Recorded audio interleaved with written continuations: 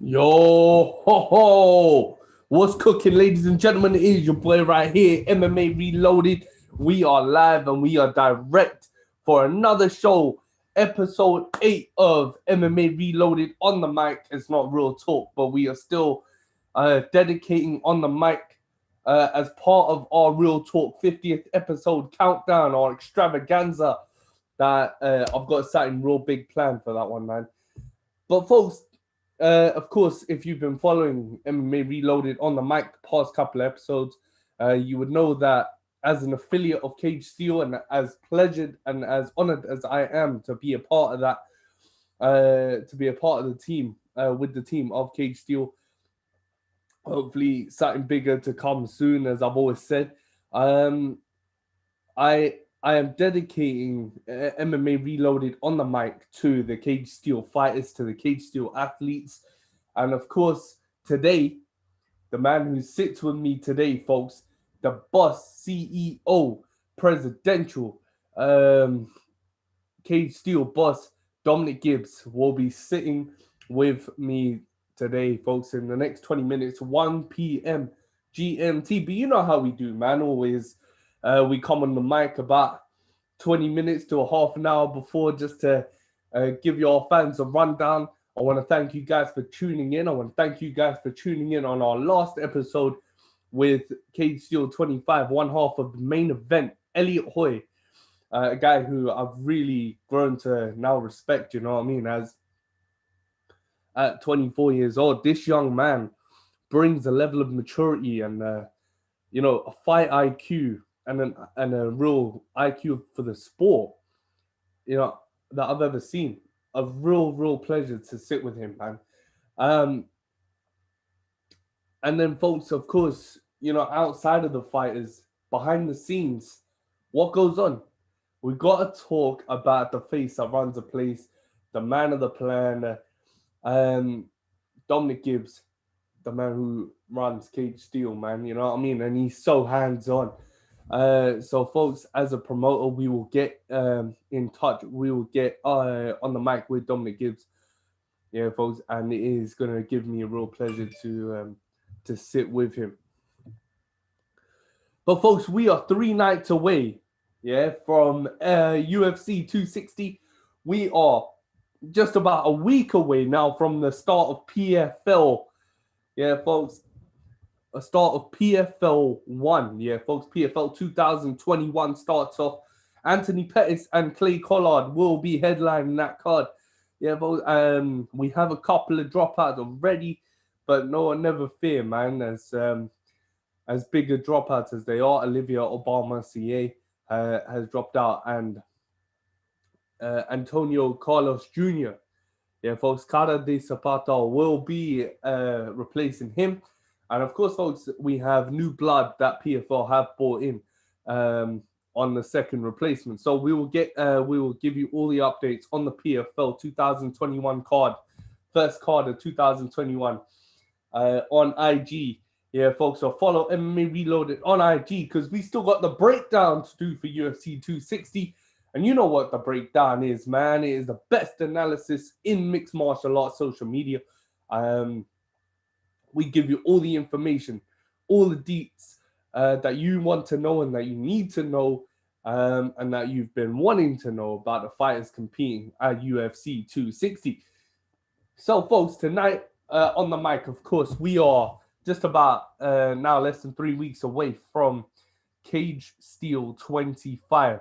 Dominic Gibbs and the team at Cage Steel have reopened their doors for an extravaganza, which will be 20 plus fights, title fights, amateur fights. You have a main event, which now I'm looking forward to seeing what's going to transpire in that one. You have a fight. You have some show stealers on the card. You have a couple of fights that I know could be fight of the night, man. It's going to be a crazy night. Yeah, folks, and you never know what could go down when you have hungry young British MMA fighters, yeah, going one on one. I there's a certain level of hunger that I find with the amateurs as well. Certain level of hunger if you're making your pro debut. I always find that those guys are scrappy tough. Yeah, and they just want to get shit. They just want to get shit done. You know what I'm saying? So, folks, we're gonna do the particulars right now. Um, or maybe later. We'll do particulars in a bit, yeah, folks. So, UFC 260, folks, of course, headlined by the heavyweight championship of the world. Stipe Miocic and Francis Ngannou will meet one more time in the rematch. Of course, their first fight was just under 3 years ago. And in that fight, we saw Stipe Miocic's experience, his championship level quality come out to show, and weathering that storm of Francis Ngannou early to then utilize his skill and his experience advantage to win that fight and retain his belt.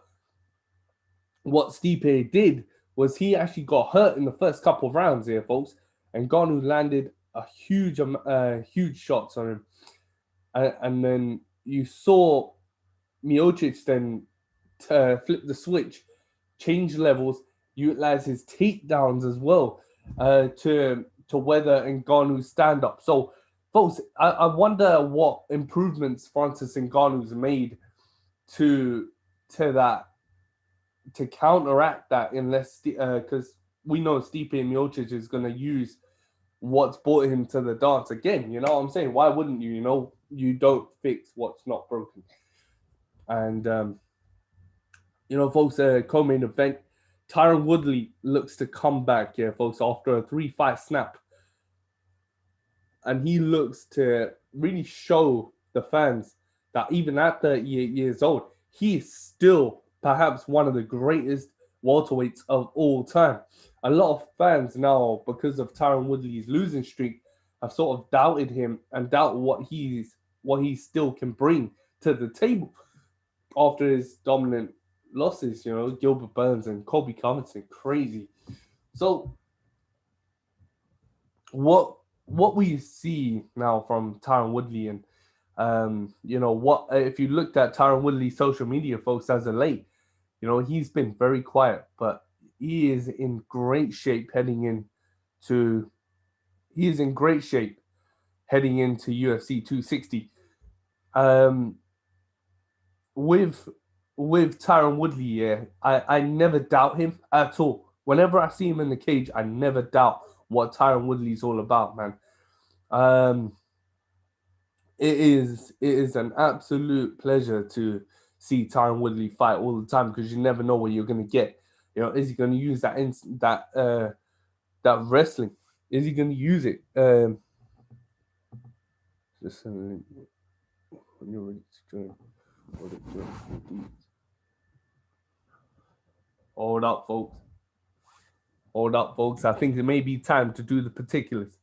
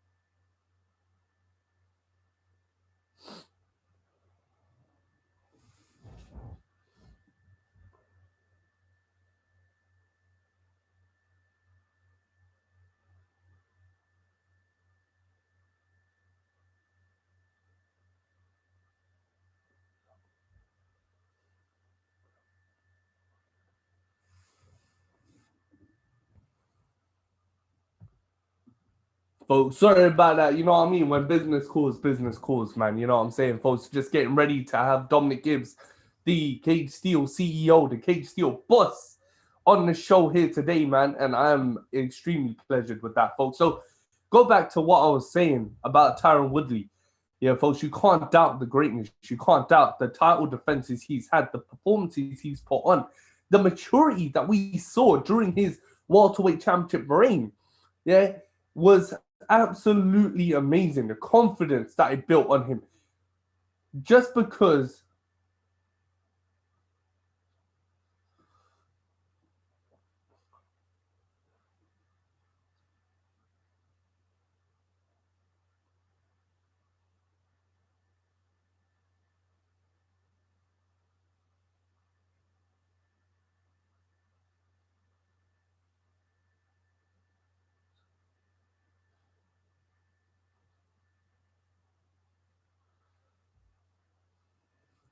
so, folks, yeah, man, you can't doubt what Tyron Woodley's done in the cage. You can't doubt what he still can do. The guy's a natural athlete, perhaps the best athlete. Aside from Kamaru Usman, other than St. Preux, I'd say Ryan Spann would be probably up there as well. Masvidal. Jeez. Definitely got to put Tony Ferguson probably up there. Sean O'Malley. Damn, there's so many fucking hell. Jesus Christ, man. Adrian Yanez. Fuck, man. So, folks, and then he faces Vicente Luque. So, folks, Vicente is trying to crack that top 10, trying to crack that top 5 at least. If he beats Woodley, yeah, that will definitely get him, skyrocket him up into that top 5, top 10, at least into that middle, like 9, 8 time, right? Yeah, folks. He is so hungry. This guy never puts on a boring fight, Vicente Luque, man. I'll tell you that much right now. Yeah, his hands are sweet.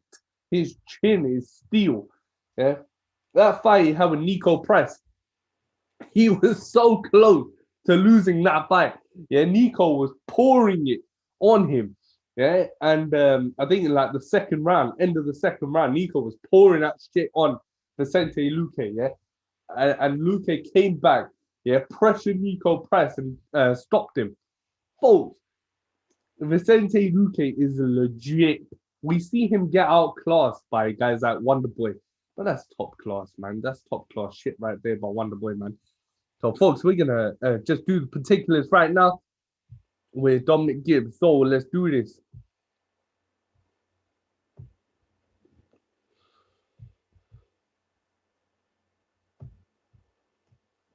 Where the fuck is that fucking thing going, man?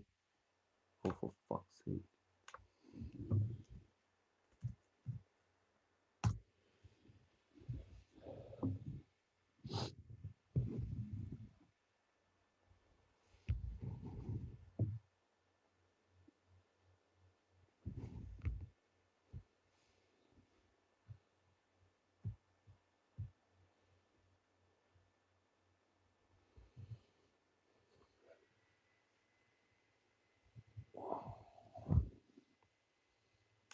Is that right?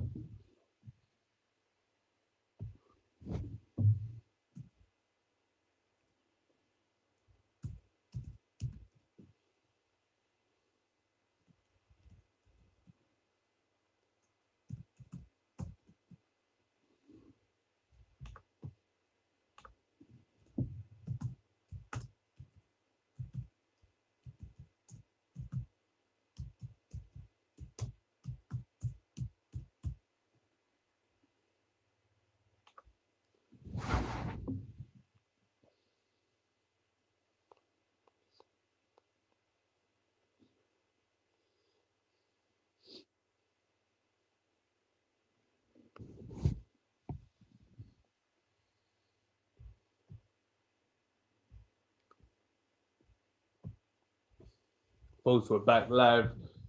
Just getting ready, folks. It's almost time to go live with the Cage Steel boss, Dominic Gibbs. As you can see, folks, behind me, man, we got the MMA Reloaded merch. Y'all know where to get that merch from, man. Prices range from £20 to £25, depending what product you get. hoodies and shirts available, man. Y'all know what time it is. Y'all know where to join the revolution from. MMAreloaded.co.uk. You can also get the shirts on eBay.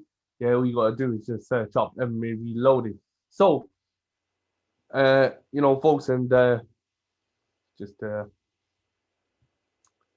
know what I mean. So pick your poison and join that revolution, man. Soon, you know what I'm saying. So, folks, as we get ready and we await Dominic Gibbs, yeah, folks, UFC 260. Be prepared and check out MMA Reloaded on Facebook and IG. Yeah.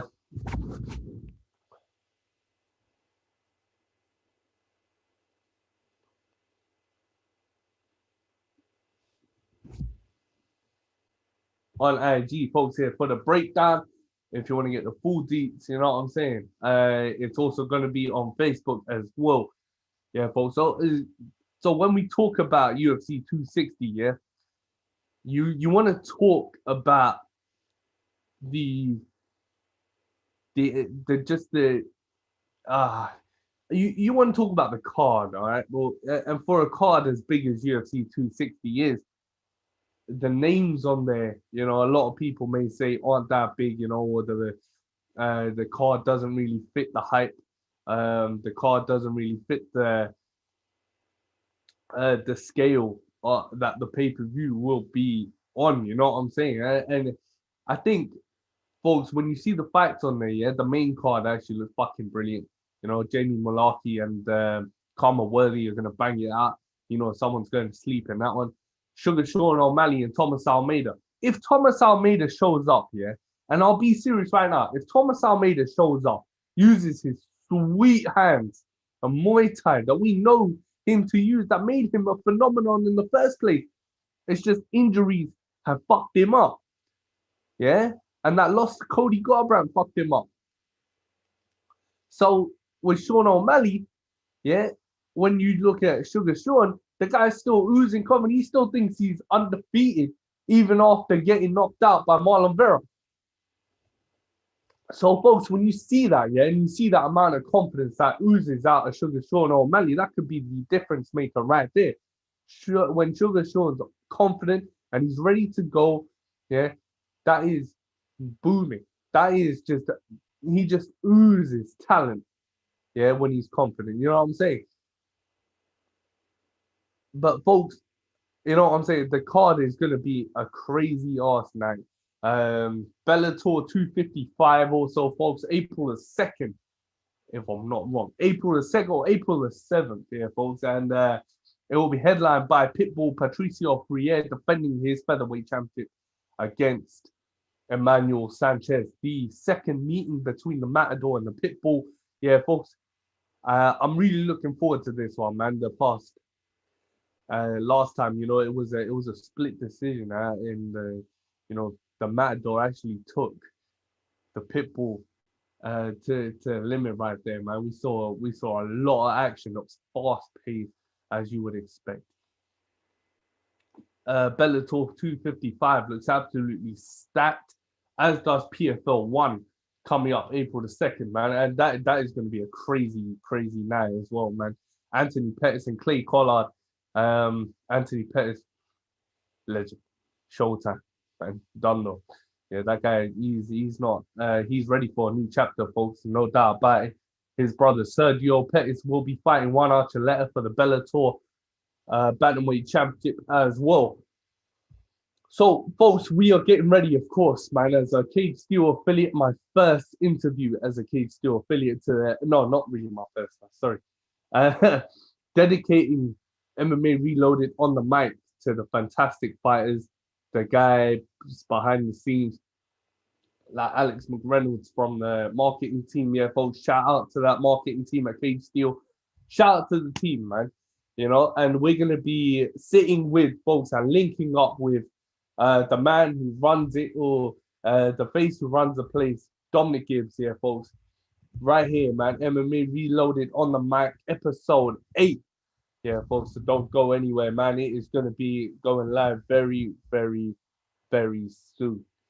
Yeah, folks, another 2 minutes. Yeah. I appreciate all the support. It is a pleasure for me to be a part of Cage Steel as an affiliate. Um, what what happens here, folks?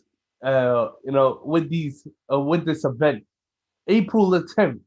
Yeah, folks, and you can find the link on MMAreloaded.co.uk/events. And then just click on Cage Steel and you'll find the link right there, man. So when we see, folks, what Cage Steel brings in this event, 20 plus fights, yeah? 20 plus fights. You got amateur championship fights, a real doozy between Ibrahim Ibrahimov and Stafford Swainston, yeah, folks, who's a champ.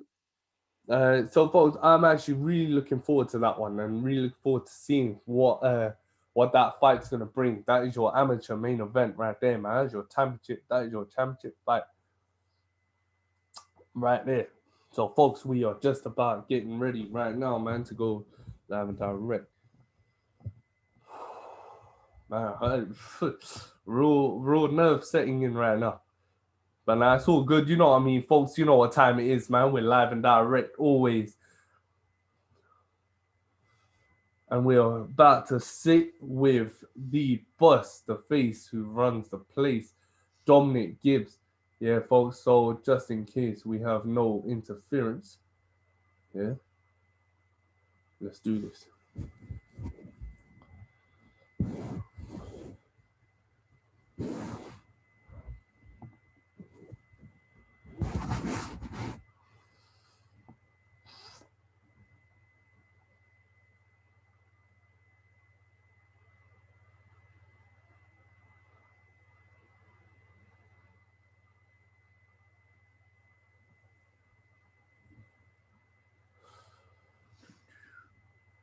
Should be joined any minute now, folks. Any minute. Yeah.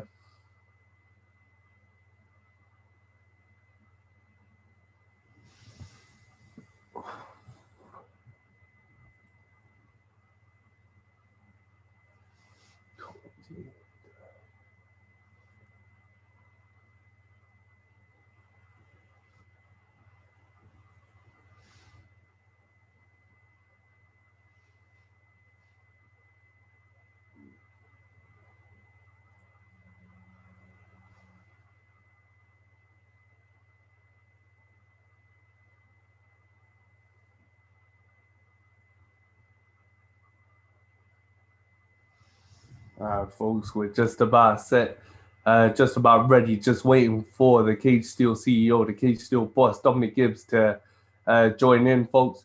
Once he is, man, we'll get it underway. Episode 8, folks, of MMA Reloaded on the mic. Always live and direct, you know what I'm saying? It's just technology's a cow, man. Yeah, if I was, it would be better off face to face for fucking COVID lockdown and all that. I hope you lot are keeping safe out there, wearing your mask, keeping your family safe. Wherever you are, man, this thing's not over. You know what I'm saying? So my heart goes with you. My heart goes with your families. Condolences, all those who have all those lives we lost due to COVID. So, folks, we're just about ready, man. Let's get it underway.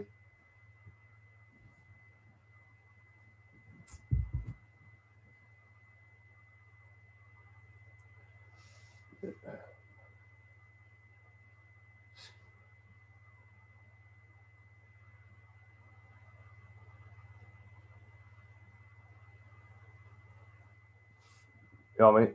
Can't hear audio. Yeah, bang. How's it going, Dom?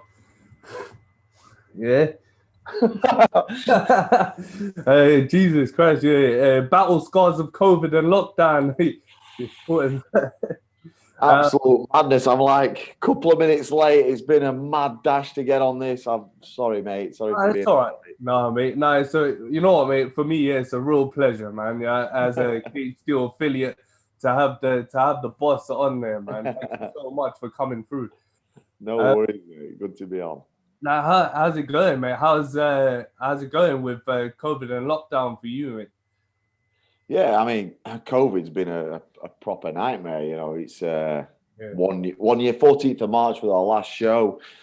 So yeah, it's been a great year.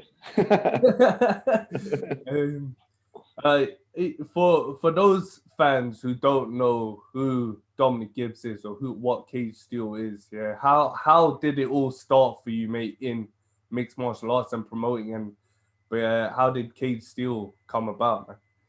Okay, so I'll give you a kind of quick bio. So Now go for it, go for it. my life began as an army brat. So I was a son of a Royal Artillery soldier. The artillery is obviously placed around the world. Their motto is UBQ, which is everywhere. Obviously, you don't keep your artillery in one place. So as a kid, we literally went from country to country, Germany, Ireland, Singapore, Cyprus, and lots of different places around the UK. So we'd do 6 to 8 months, then we'd be moved on. So depending on what army base you were on, depending on who had a black belt, depending on who was willing to teach the army brats, as we were all known, Yeah. depending on what martial art you did. So as a kid, I did like 10 different martial arts, never really got to master any of them because I did like 6 to 8 months. And that kind of frustrated me a little bit. And I just went off the provide, Bruce Lee used to say belts are for holding your trousers up, and he never had a black belt. So I kind of, I didn't mind that. Then mixed martial arts came about, and it was like, oh, okay, I've done a bit of these. So, long story short, I was teaching at a martial arts gym, and a young Danny Mitchell came in. Danny Mitchell's fought in the UFC twice. Yeah. Me and Danny decided to set up our own place. We set our own gym up in about 2005, 2006, very, very kind of early in the days of UK MMA. Too early. It was too early. Danny wanted a pure fight gym, and he's actually got that now. If you look at his gym over in ABT, he's actually got that. So we talked about promoting a show whilst we had the gym. Someone started promoting a show at Doncaster Dome. I kind of volunteered and did like running and judging, just helped out the show really. I cornered Danny on one of the fights. So I kind of seen it from the back area, if you like. And then I had a job, a corporate job. I was operations manager at Doncaster Council, and I took the redundancy package because I wanted to work for myself. Yeah. I didn't know what I wanted to do. Yeah. But I just knew that if I didn't take the opportunity, I'd probably always regret it. So I left like a £60,000 a year, nice job, kind of senior management, and went to do nothing. I honestly didn't know what I was doing. I started off and sold a couple of cars, and like that weren't me. So I started a facilities management company. I was doing really well, doing like £300,000 extensions on schools. I was doing well. Bumped into Danny. I'm like, listen, Danny, we talked about promoting. I've got a business now. Why don't we do it? So December 2011, Cage Steel, or CSFC as it was called then, was born. And it was called that because we approached the guy that owned Cage Steel, the clothing brand, to be the main sponsor. So it became Cage Steel Fighting Championships. And then years down the line, I bought Cage Steel, the brand, out, and swapped it from CSFC to Cage Steel because that was obviously the bigger brand. Nice. Boom. Nice. Take a breath. Mate, it's so, you look like you've been through the ringer. You know what I'm saying? It's you've done a bit of everything, man. And I'm actually surprised to hear that you're as you called it, an army brat. You know what I'm saying? And it's always a humble beginning. It's always good to show that you've climbed the ladder to where you are now, into building what I like to call one of the best UK promotions out there, man. Thank you. And when we talk about Cage Steel, you got Cage Steel 25, which is perhaps the most stacked card I've ever seen in my whole life of broadcasting MMA. I've never seen a card like this. 20 plus fights, title fights. You got the whole shebang going down, Dominic. So how long has Cage Steel 25 been in the making for you to? make it as stacked as it is right now? Right. So the long answer is this was a Yeah. kind of idea I had in my head. I'm a bit crazy, right? I do create in business. I take risks. I'll take chances, and I see things big picture and where I want them to be and things like that. So I had this idea. I wanted to do 4 shows. I wanted to do every Saturday in May. So I was going to do what was it? A month of MMA mayhem. Okay. Oh yeah.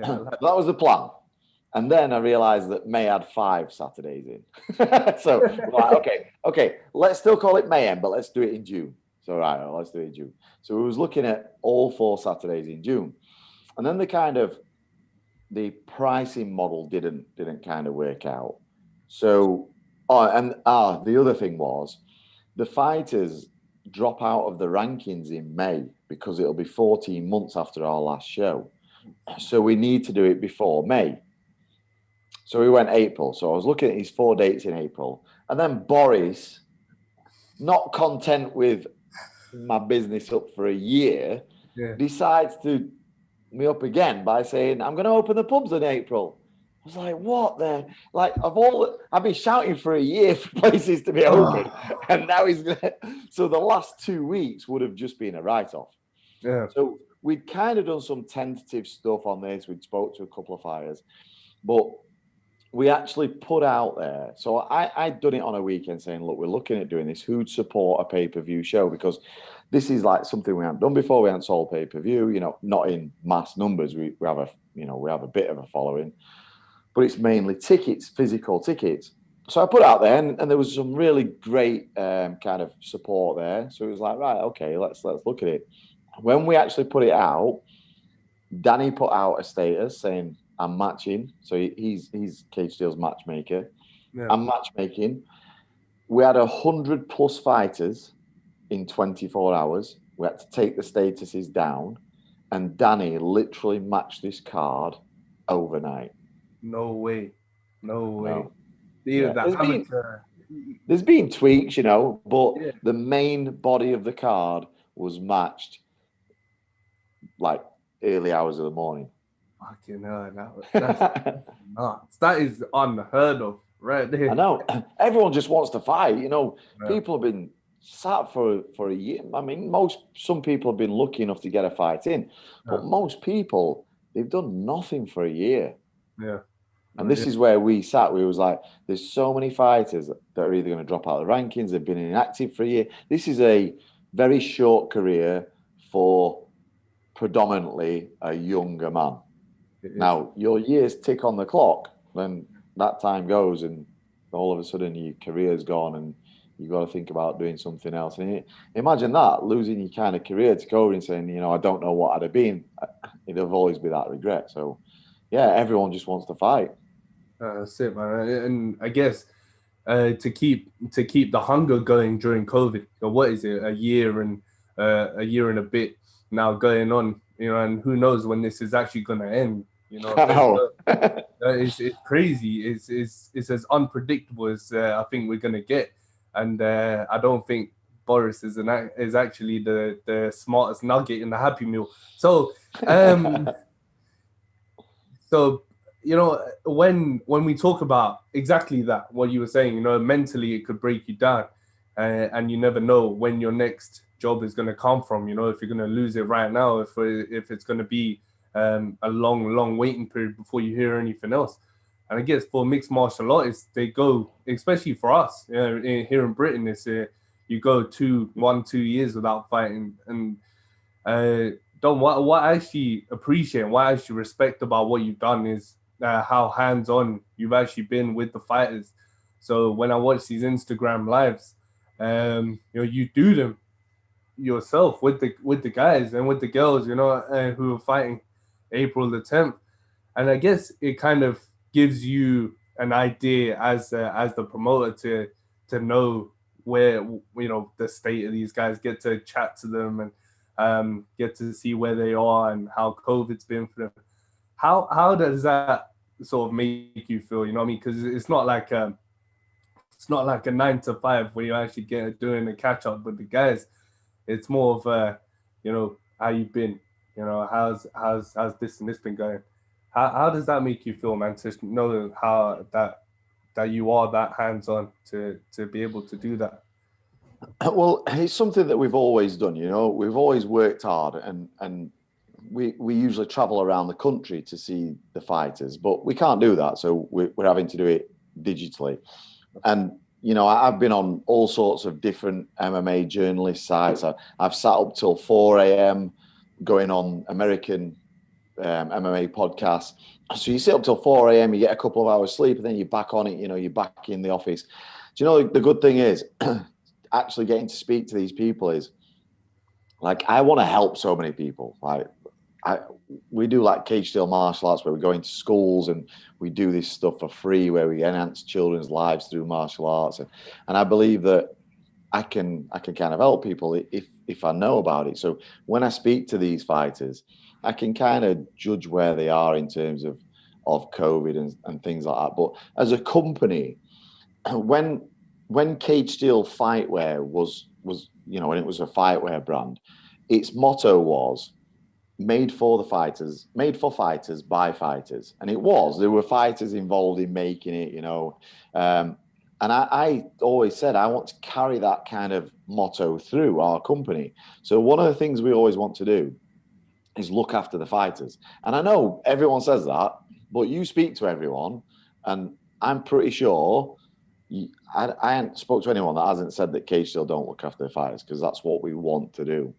So me actually speaking to them, we get to ask them if they've got their marketing stuff. And it's also a good kind of judge for me, as the boss of the company. Yeah. I get to ask that person, have you had your pay-per-view link? Have you had has our graphic designer made you a poster? They'll say yes or no. And that's a good litmus test for the team. Because if they say no, I'm like, well, I go back in. I'm like, listen, you have to poster, So it's a good way of kind of keeping hands on what's happening within the company, but also speak as these fighters to hopefully make them see that what we want to do is ultimately look after them, because without them, there's no show. And as I've said, it's not just without them, there's not a show, but without them and without people like yourself putting up time and making these channels and things, without the fans, there's nothing. We don't exist. So for me, it has to be a community thing. So I want to speak to them. I've enjoyed it. I love MMA and I love talking. What is there to hate?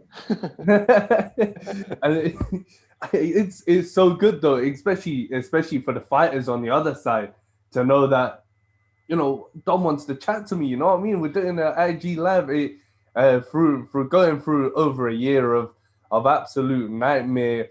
It's good for them as well to know that you care and you care about your fighters. You know what I mean? As we see it all the time especially with the UFC and stuff, and with the bigger promotions like Cage Warriors and Bellator and in the States and stuff, like fighters always have their little queries, their little complaints. But it's always good to know that the promoter, that the boss cares about his fighters, to put this show on, you know what I mean? And you've given so many guys an opportunity to do this, to be on the show, April the 10th. When I look at this card, Dom, and you got a whole amateur card. Yeah, in my opinion, that amateur card could be a whole show in itself. You're main eventing a championship fight with Ibragimov and Stafford Swainston. Yeah. I think that could be an absolute show stealer, mate. Yes. That is I mean, so many people ask me, which fight are you looking forward to most? And I'm like, I honestly, the only thing I can answer is, well, I have to go with the main event, don't I? Otherwise, why is it the main event? but seriously, being absolutely honest, and I do like to be honest about it, is that there isn't really a fight on there that I'm not looking forward to. There's the odd one or two where we've kind of had to have a fill-in and stuff, but you look at the main base of that card, and there's some great fights in there. And we've literally just signed a new sponsor. So I'm gonna Pulse Roll. Okay, so it's one of these guns. What they're gonna do is, let me see if I can get you the gun. You know, one of them things. So they're gonna put up 2 guns for Fight of the Night. No way. I've looked through the card to think who will win the Pulse Roll Fight of the Night. You tell me. You tell me. That there's so many on that card that could just be the fight of the night. So I know that people are in for a treat. Yeah, I mean, when I was looking at the card, and it's so big. Like when you scroll through the website, you think Robbie Brown versus Warren Mason could be the fight of the night, or you got Robbie Kennedy on there. And him versus Ben Schneider, those guys are gonna come out swingy. So you never really know with these things, man. And Scott Malone and Elliot Hoy, and that is a great fight. That is a crazy fight, man. And it was a real pleasure to actually speak with both those guys. How do you feel about that fight? Being a main event, because when I spoke to both the guys, they were actually so surprised that they were the main event. You know what I mean? And you could actually see the joy in both of their faces. How does that make you feel, mate? Because you got the experience of Scott Malone against a young prodigy, who when I spoke to him, the guy's mature beyond his years. How does that make you feel, man? That main event. Yeah, so exactly as you're saying there, they're 2 good guys, similar fight records, 7-4 and 7-2, I think it is. Mm-hmm. One's a little bit younger, one's a bit more experienced. Mm-hmm. I'll say not older, experienced. Scott is a great fighter, and he's had a few losses, and then had his win. Yeah, he's back on the winning streak.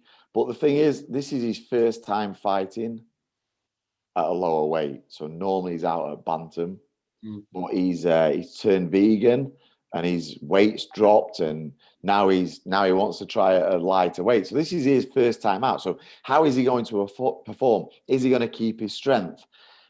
Is Elliot, who's the younger fighter, going to be kind of too vibrant for him? And his obviously experience at that weight level already, is that going to be too much? There's just so many things that you look at in that fight and you just think, sick fight. Exactly my thoughts exactly. I'm just I can't project that. It's going to be a nasty fight, you know what I mean? And it's well deserved in the main event, 100%, man. And you know what, Dom, when we talk about the involvement of British MMA and how it's actually evolved since exactly 2005, people watching Michael Bisping on The Ultimate Fighter, and you see all these guys from our local regions actually make it to the big time. How do you think British MMA has evolved over the last, I would say, 15, 20 years, where now a lot of more people want to get involved and be a part of shows and learn the craft? Yeah. So there's a lot of things there that have kind of evolved, When it first started out, you literally did a Muay Thai class, a Brazilian Jiu-Jitsu class, a boxing class, a wrestling class. Now kids can just go into an MMA class. It's kind of evolved in terms of people just teach an MMA class. And as you know, Brazilian Jiu-Jitsu for Jiu-Jitsu is different to Jiu-Jitsu for MMA, because you start getting punched in the face when you're in guard. It's all a different story. So, we've got a lot of people to kind of thank for where we are now, some pioneers, not discounting many people, but I'll name a couple, like your Butlin brothers, Ian Butlin, and you've got Paul Murphy and Neil White and all these kind of guys. But I just want to, obviously, the reason I'm kind of naming a few is we've lost one of the pioneers. So Neil Hall recently passed away. So, our condolences to him and his family and his friends. and a thank you for everything that those kind of people have done for where we are today. And the evolution has just been crazy. You know, back then it was just fight anyone, you know, and it then went through a period where management came about. So fighters had managers, and all of a sudden the game changed. So as a promoter, we were getting managers then saying, "Can you get my lad a fight?" Yeah, we'll get him a fight. Can you get him someone that he can beat, but that's got a good name and looks good? I'm like, mate, that's a unicorn. That fight doesn't exist. Everyone wants that fight. So you were getting them, they wanted cans. So, you know, there were a lot of poor journeymen back then. You were paying for someone to kind of pad their record so that they could try and get them into the bigger organizations and then make money out of them 25% or what have you off of their kind of fees. But it kind of changed round again. You know, people started to fight people and just say, I've said it a few times. I've been quoted as it on a few of these podcasts, and it kind of keeps coming up. Records are for DJs.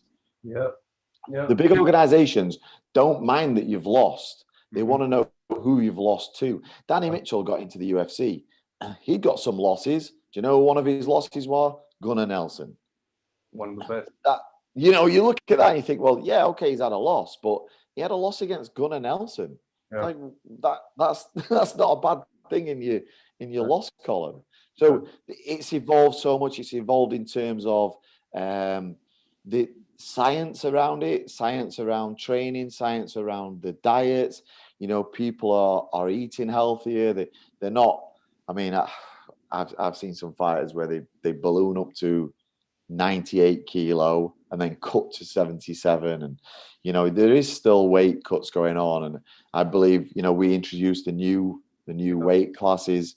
I mean, we did that 2 years ago, but it's just suddenly the kind of headlines. Everyone's talking about it now. It's like, okay, I'm cool with that. But we've introduced that to kind of make it easier for the fighters so they don't have to cut as much. And then I believe if you're not cutting as much, I believe they'll perform better in the cage because they're not drained, you know.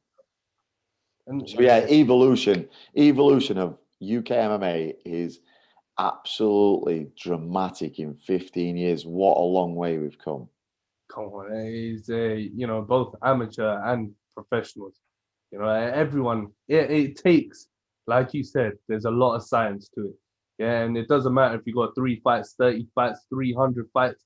There's still it's a learning curve.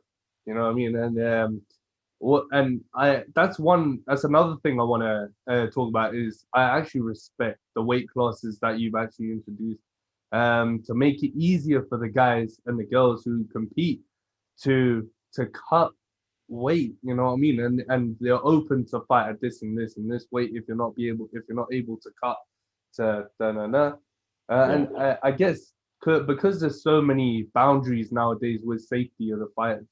You know, you've got fighters fainting on weighing scales. Yeah. There's no, you know, you're not taking your nutrition seriously, your diet seriously. When we talk about safety, Dom, with the fighters and weight cuts, like you said, it's all about getting that balance right, getting that science right. How do you feel when you talk to the fighters? You know, do you sort of touch on what you're weighing in now? You know, are you able to make that? Yeah, for 2 reasons. One is as a promoter, I want to obviously make sure that they're getting on those scales on that day, and they're not causing me any headaches on the day. So it is that one part is a selfish point of view, but the other part is that if they're way out, then we might have to do something now, because I don't want them to end up like the girl at the weekend. Was it this weekend or last weekend? I'm on brain. Julian Solirenko, yeah. Yeah, so you know that's we don't want people to do that on our show. So I'd rather know now and be able to work, because sometimes it works out. You know, you'll speak to one fighter and he might say, yeah, I'm at this, and you think, are you getting down? And you speak to his opponent, and he's at the same, and they've got the same thing to do, and you're like, let's just do a catch, you know. And it's sometimes easier to deal with there, where not everyone's cutting. They might both be sat at kind of 80 and they've got to get down to 70, and you think, well, let's do a 73. You know, you can always kind of work with it and make decisions on their kind of. It is the safety side of it, so that they don't collapse. You know, it's for me, that's the most dangerous part of the sport. You know, the weight cutting, people are suffering. So that's why we decided to do something about it quite a while ago. No, I think what you've done is absolutely admirable. You know what I mean? You got guys who want open weight classes, but they can't get in some of the bigger promotions. And being a smaller promotion, you're actually setting an example. You know what I mean? You're actually saying to these guys, look, I took this step before you did. Yeah. You're 10 times bigger than I am. Yeah. So, you know what I mean? And it goes back to what we were saying about caring about your fighters. You know, you don't want a guy who's cut 20 kilos or 10 kilos in a number of days going on the scale, and not looking great. You know what I mean? And go for it. I understand why they do it. The big organization, I understand why they do it. You know, they've got a lot less weight classes, so their marketing is to that weight class, and they can sign fights into that weight. I totally get why they do it, and I am in no position to criticize the UFC. They are an amazing organization. They've done phenomenal for our sport. I have no reason. I'm not in a position to criticize them. I understand why they do it. I just personally think that, you know, as a community, we should be thinking about the fighters' safety more than anything. No, yeah, definitely. And another thing with what's going on now in COVID and lockdown, choosing a venue, Dom, how hard was that? Did you have to run around and say, oh shit, that's not available, so I've got to go with that one? Do you know what? It was because it's a risk, because it's a kind of, it's a risk in terms of money. So we could literally, this could just cost me a load of money. Now, I've taken risks in that. I've taken bigger risks, to be fair. We did Sheffield Arena in 2019. That was a major risk, major financial risk. So I've taken bigger risks. So what I did is I kind of looked at how I mitigate that risk first. So the way to mitigate the risk was to go to my lighting guys and say, you got a space in your warehouse? Because if you have, that saves me transporting lights about, and I can get a better deal, basically. So that was the starting point. Now, I'd made a few calls around friends that I knew to look at other warehouses just in case, but that's where we're at. We're at our lighting warehouse. So it wasn't as bad as, as I'd made a couple of calls, but I'd already kind of decided where my best option was. I guess it's always going to be a headache now, right? Because you've got all the restrictions in place, you've got a lockdown in place. Yeah, so you have to work with what you got, right? And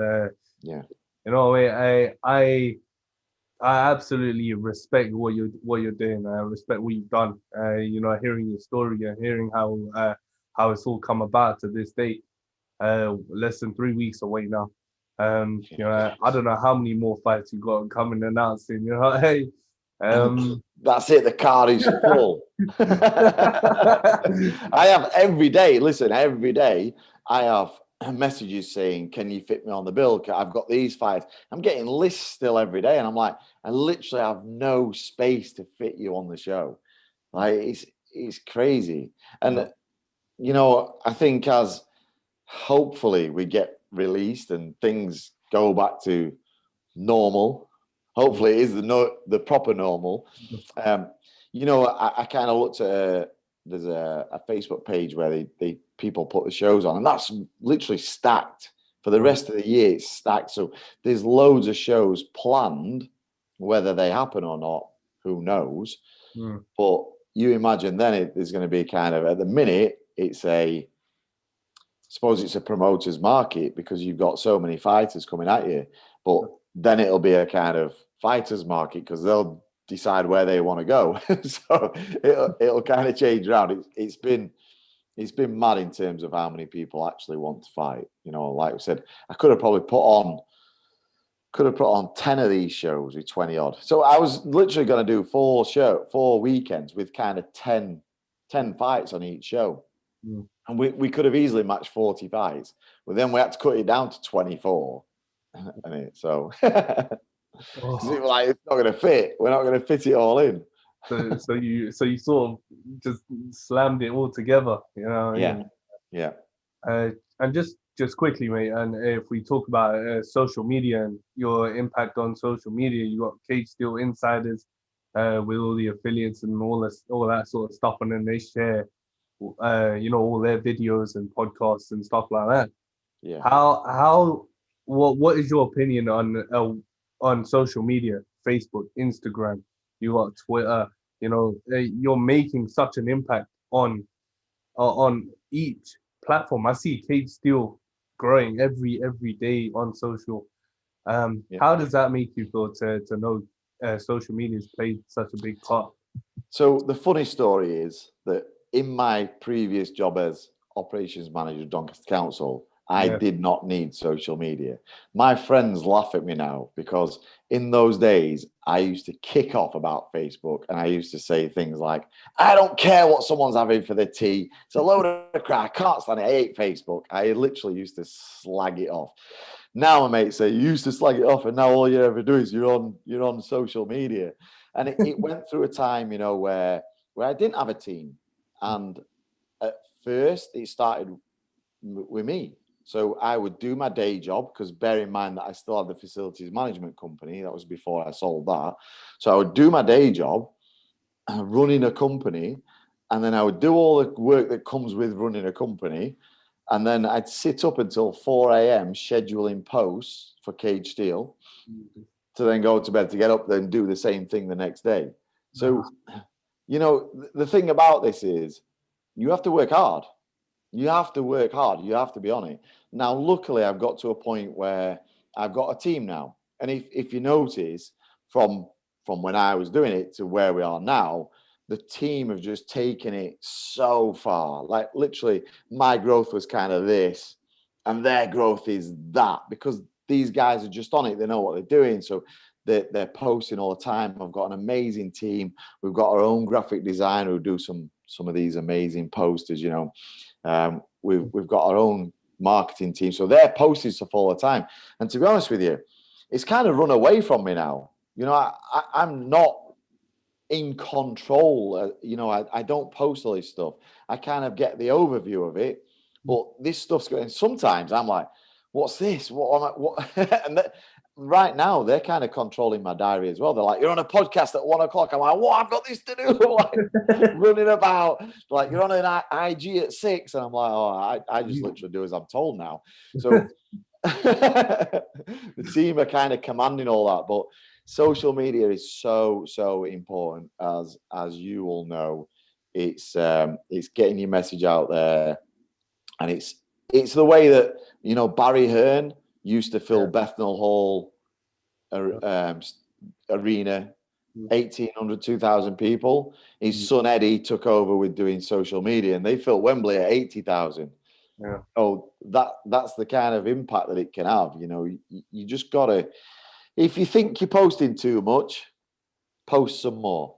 That's what Gary Vaynerchuk says. Gary Vaynerchuk is an amazing marketing guy. Check him out. He's really cool. But yeah, that's it. So that's my thing to my team. Just keep posting, and they're doing some great work. So yeah, I'm just blessed to have a good team. I couldn't do this on my own. 100%. There's a lot more that goes into it than just what happens inside the cage. And I want to thank you so much, Dom, for coming through today. I know you're a busy man. You got a lot to do. Going closer to the show, so it gives me a pleasure to sit with you and take the time out. If you take the time out, thank you so much for joining me today, man. Thank you for listen. You guys are putting in the groundwork. It's this community doesn't grow without you guys putting in this work. So, everything that you guys are doing, you need to look at yourselves as well, and understand that I'm grateful and I'm thankful to come on people's show and talk this stuff. Like I said, what's hard about it, really? It's talking MMA, which we all love. So, it's kind of cool. But without you guys, this wouldn't grow. So, we thank you for being an affiliate, and we thank you for pushing our message out there and having me on and chatting to me. So, thank you. It's a real pleasure. Thank you so much, man. You're less than 3 weeks away. I hope it all goes well. I'm not trying to jinx it or nothing. I hope it does. Pressure. Thank you so much, Dominic. Thank you so much. Take care, everyone. Cheers.